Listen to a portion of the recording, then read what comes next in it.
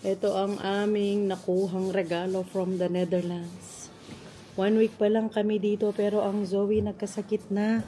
Puro sakit naman ang aming dinatnan. Nandito kami ngayon sa hospital kasi pina-check namin siya. It's Sunday today.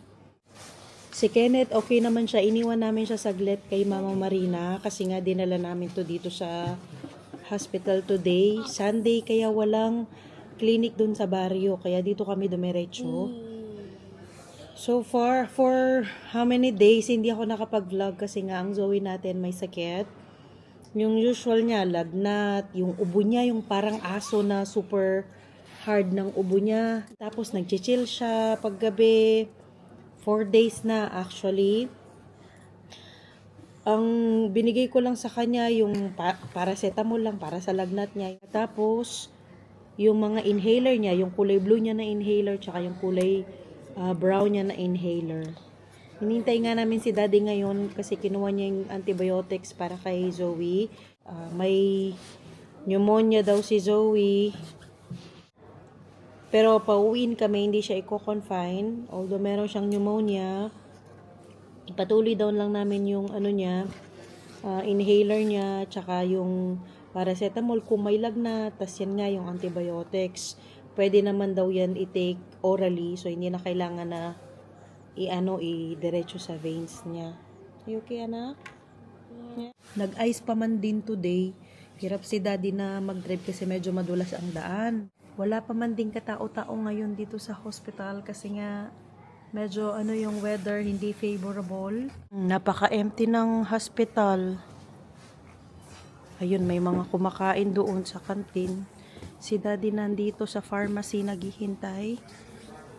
Andun siya banda. Hintay pa siya dyan. Dito tayo, anak. For today naman, may happy naman siya. Yung hindi naman siya yung ay, wow, nice. Ang galing. Yung ganyan siya, hindi siya yung lungko sa Kapampangan. Pero, yung past 3 days, yan, ganyan ang ubo niya. Yung lagi lang siya nandun sa couch. Ginawan ko kasi siya ng bed doon.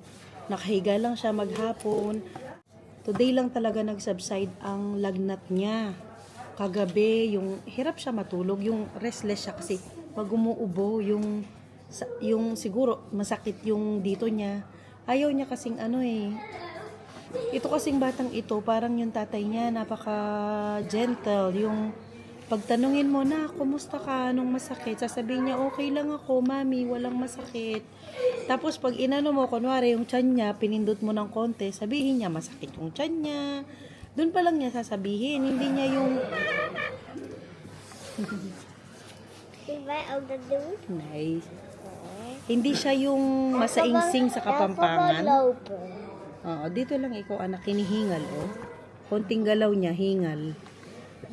Paano ba yun sa Tagalog, yung masaingsing? Yung hindi siya paladaing, yung ganyan. Pag may masakit na, hindi. Makikita mo na lang siya na hirap siya huminga, yung ganyan. No, no. I'm happy she's better now. But I'm better? A little bit. You don't have fever anymore. Na? Hindi nga sila nagkasakit sa Pinas.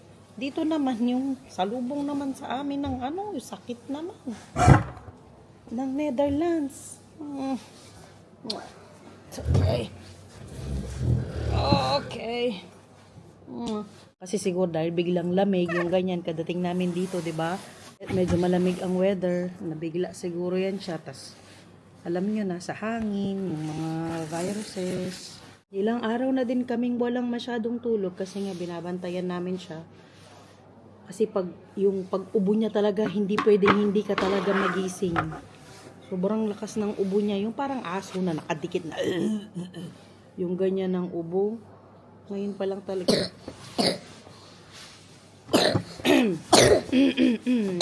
Ngayon pa lang kumalma ng konti, pero sabi ng doktor nga kahit kumalma na yung ubo niya, may pneumonia daw, kaya kailangan wala pa yung ko, hindi ko nadala yung kakamadali ko, hindi ko nadala yung yung pang cover niya sa mouth. hindi malayo na mahawa din kaming lahat at mahawa din lalo na si Kenneth. So, ang ginagawa ko na lang, inihiwalay ko lahat ng ano niya, yung mga gamit niya, tsaka pinag-iinuman niya. Siyempre, as much as possible, inihiwalay ko siya kay Kenneth, pero hindi naman pwede kasi nga, sa isang bahay lang naman kami. Ginagawa pa kasi nila yung antibiotics ni Zoe. Wag yan ama, ano yan, maalikabok. Dito ikaw. Upo lang ikaw, anak. Uy. Upo lang, anak. Huwag malikot. Hihingalin ka na naman yan. Tapos, pinadoble din yung ano ni Zoe, yung inhaler niya. Inanuhan na every 3 hours siya bigyan ng inhaler. Kasi yung ginagawa namin ngayon every 6 hours. Sabi nung doktor, every 3 hours daw. Para medyo, kalmado siya. Huwag daw itigil. Kiss mo si mami. Ay, oo, oras na ng inhaler mo pala. Sit down ikaw.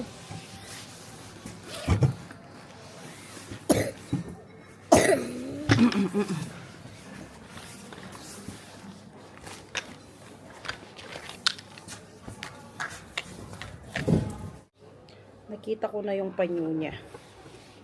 Anuhan muna natin yung ilong muna. Ito yung sa ilong. Ito yung sa Ilong. sa ilong ni Zoe. 1, 2, 3. The other one? Okay. Para mag-open yung nostrils niya at makapag siya, medicine. Okay. Are you ready? Wait a minute. Open your mouth, ma. Big ma.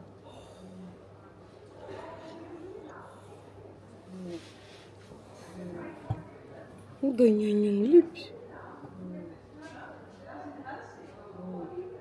Good so.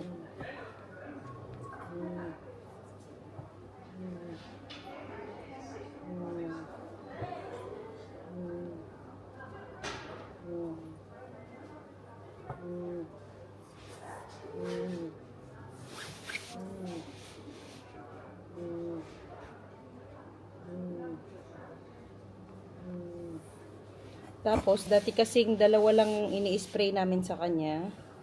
Gawin daw 4. Kasi nga, hirap yung lungs niya ngayon.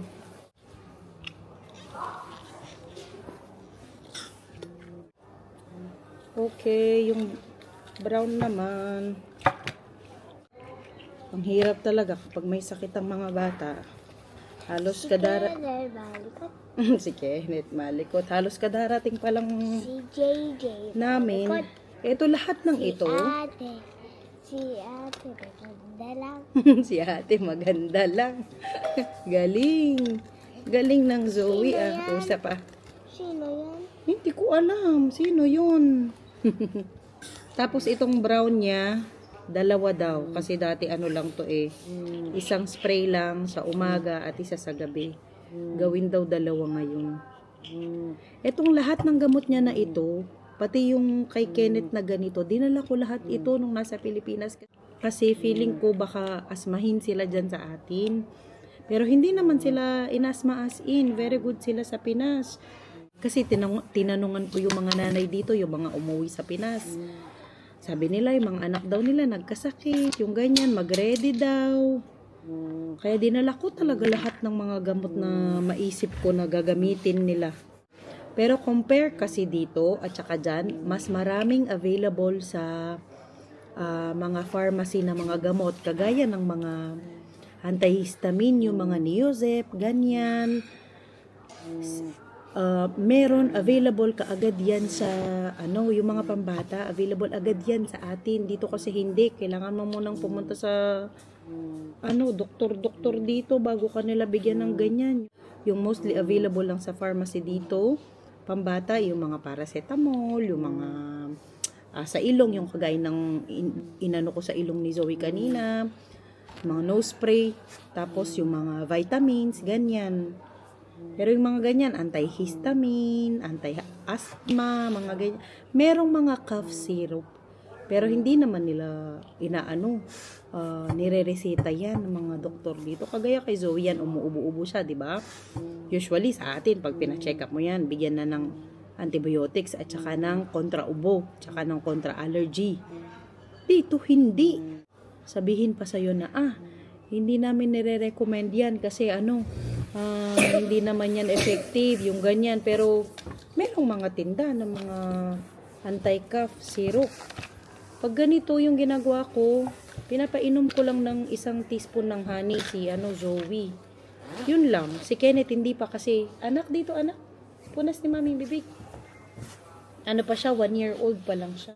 Kanina yung doktor, tinignan siya lahat. Yung tenga niya, yung mouth niya, yung mga lymph nodes niya, yung tiyan niya, lahat. Chinek lahat sa kanya. Especially yung lungs niya nga. Tapos yun lang yung na-find out. Ako, kumbaga parang nasanay na ako na kapag ganito yung sitwasyon niya, kailangan niya na ng antibiotic, yung sobrang, niyang ganito, yung may tunog yung likod niya na nasobra, yung hindi natatanggal ng inhaler. Alam ko na kaagad na kailangan niya ng yung nasanay na ako sa sound ng niya, ng ubo niya, ng likod niya, yung ganyan. Kahit hindi ka mag-stethoscope, marinig mo talaga yung parang bato na pinagpapatong-patong, ganun yung sound ng likod niya. Pero kasi kapag inaasma lang to, yung wheezing lang na ganyan. Usually, dala ko pa tong bag na ito. Pag mamadali ko, ito na lang talaga yung nadala kong bag. Dala ko pa ito noong umuwi.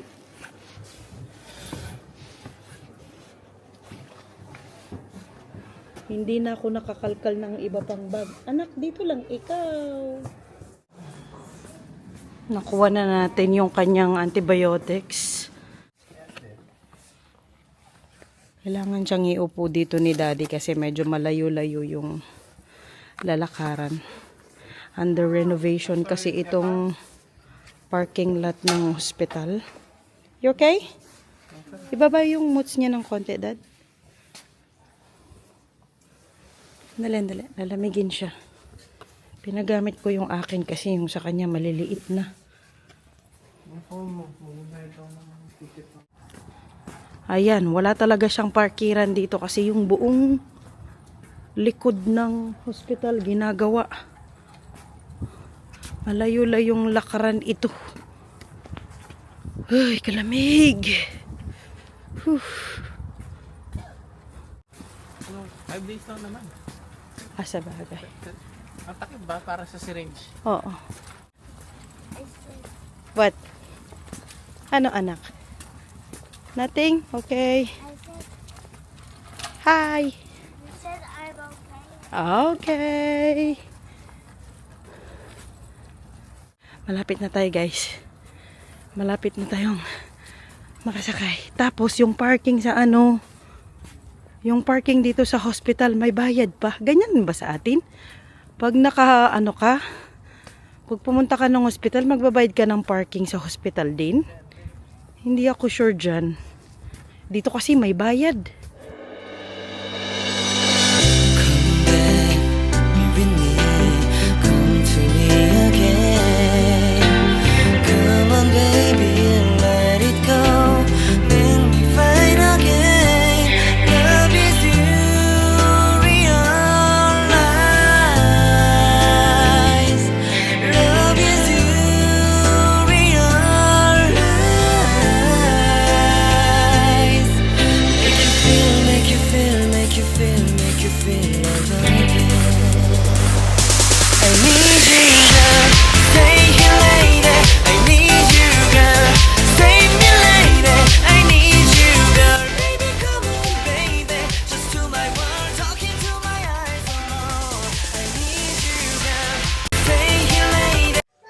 Bahay na tayo, guys.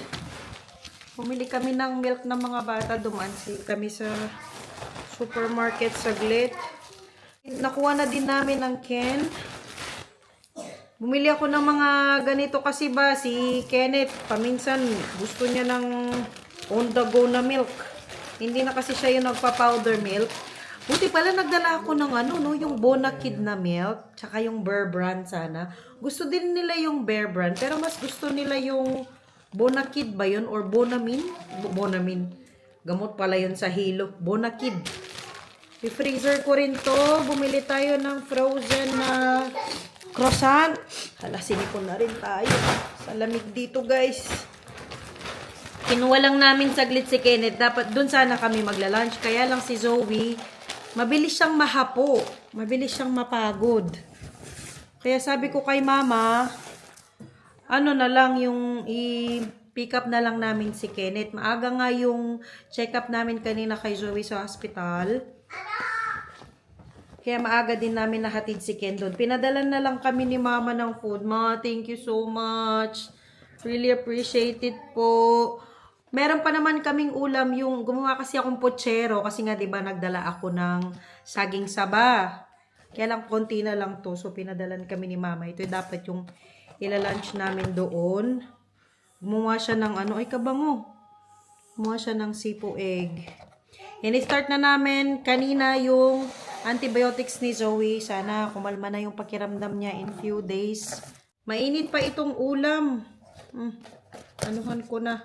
Kainin ko saglit ang mga bata. Although kumain naman sila sa sasakyan. Bumili kami ng pancake para may makain sila. Saka yung milk.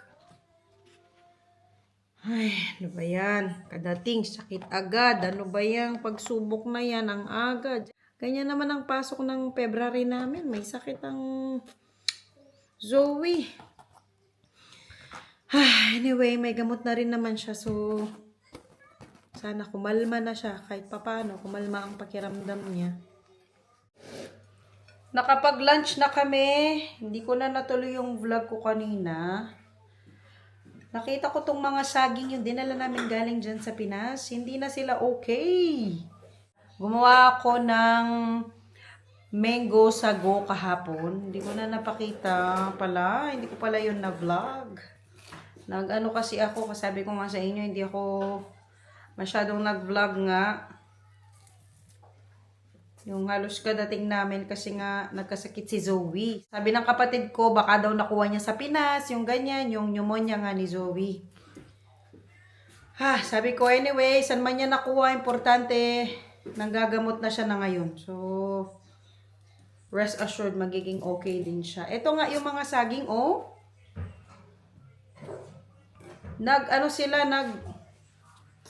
Anong tawag dyan sa Kapampangan? Kasi malata. Hindi ko alam ano sa Sira. Tagalog. Hindi naman sila nasira. Ayan. Ngitim? Pwede pa naman. Nangitim lang sila. Kasi ni-ref ko sila. Gawin ko silang turon.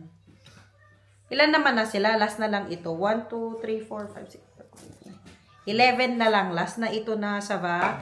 Saba. Saba ang arte. Ang arte natin na naman. Ako po.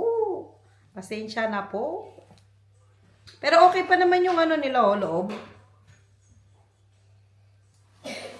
Sayang hindi ako nakadala ng madaming saba. Narinig nyo ang ubo ni Zoe. Parang, hindi yan, si Daddy yan. Yung ano dito ba? Sa lalamunan niya, hindi niya malabas yung plema, yung ganyan. Maplema siya. Oh, okay pa talaga. Oh, ang ganda pa. Masarap pa tong ituron. Yung ibang saging, sabi ko nga, niluto ko, ginawa kong pochero, tapos din kami, banana Q, nung isang araw. Ito nga yung mga last na nasaging. Ituturon natin. Sayang wala tayong langka, Dad, no? Kung may langka sana, mas ito masarap. Pero masarap din yung turon sa atin.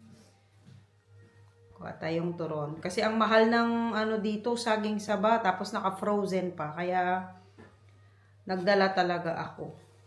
Yes. Anyway, guys, lutuin ko na muna ito. At i-end ko ng ating vlog for today. Ituron ko muna ito. And maraming salamat po sa panonood. See you all next time. Bye!